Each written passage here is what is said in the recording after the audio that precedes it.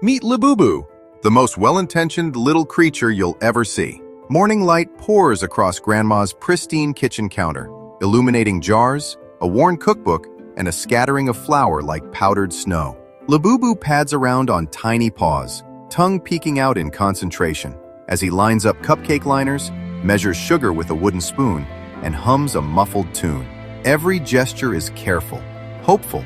He wants nothing more than to surprise his friends with the perfect treat. But the kitchen tells another story of domestic life. A lavender-scented bubble bath bottle rests innocently beside the refrigerator, its soft pastel label catching the light. To Labubu, it looks like another helpful ingredient, nearby and convenient. He reaches for it without thinking, whisk in paw, the scene framed by glints on the chrome faucet and Grandma's framed recipe cards on the wall. This small, everyday mix-up is the spark that will turn a quiet morning into an unforgettable adventure. The moment the bubble bath meets the mixing bowl, something both magical and alarming begins to happen. At first, there's a tentative fizz, a curl of foam that twinkles in the light.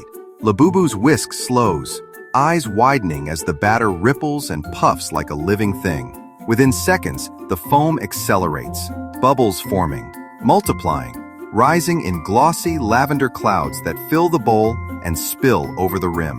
The kitchen acoustics change, a soft, uncanny susurration as bubbles hop and pop, a scent of lavender blooming into the air. Flower footprints get lost in sudsy puddles. Labubu scrambles, paws slipping on a floor that's becoming a shimmering sea. Panic brightens his whiskered face. He drops a measuring cup and watches it bob like a tiny boat. He tries to scoop and contain, but each scoop births 10 more bubbles. The counter, the stove knobs, even the clock hands get swallowed by foam. The ridiculousness of the moment is clear, but so is the problem. This is rapidly turning into a full-on bubble catastrophe. Then Labubu remembers the hardest fact of all. Grandma is coming home in 20 minutes. 20 minutes to reverse a bubble apocalypse, restore the sacred kitchen, and maybe, if he's lucky, still pull off cupcakes. The clock on the wall seems to tick louder and faster, the second hand slashing through lavender haze. Panic sharpens into resolve.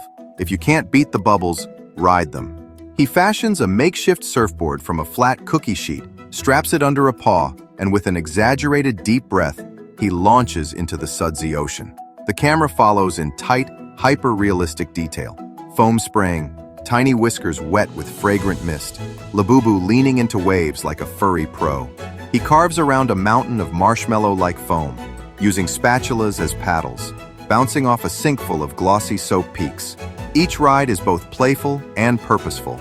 He's nudging bubbles toward the open window, gathering them into channels, and using airflow from the vent to herd them like sheep. Between daring maneuvers, he improvises tools. A colander to sieve out stubborn clusters, a broom to guide a foam river, and a laundry basket to corral a floating flotilla of tiny, iridescent bubbles.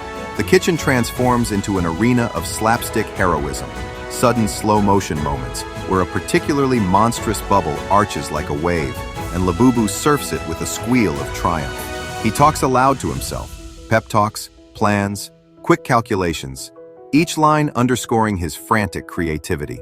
The countdown looms, but with each clever nudge and clever gadget, the tide begins to turn. Labubu aims his final, daring run at the kitchen window.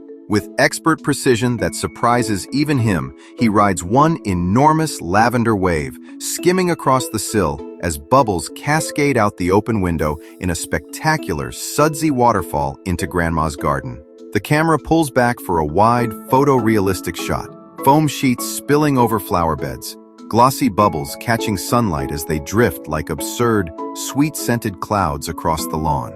Back inside, the kitchen slowly emerges from its foamy prison. Counters reappear, knobs gleam, and a damp, lavender-hushed calm settles. Labubu collapses, cookie sheet in paw, surveying the receding chaos. He doesn't waste a second. A quick montage shows him in cleaning overdrive, towel in one paw, mop in the other, moving with the kind of determined efficiency that borders on heroic. He squeegees countertops, funnels excess suds down the drain, and uses a fan to disperse lingering foam toward the open window.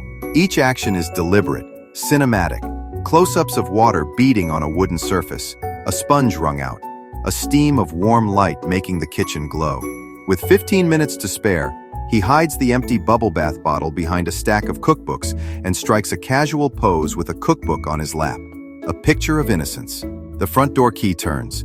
Labubu straightens, cheeks flushed, kitchen gleaming in the warm afternoon light. Grandma steps in, inhales, and raises an eyebrow at the faint lavender in the air.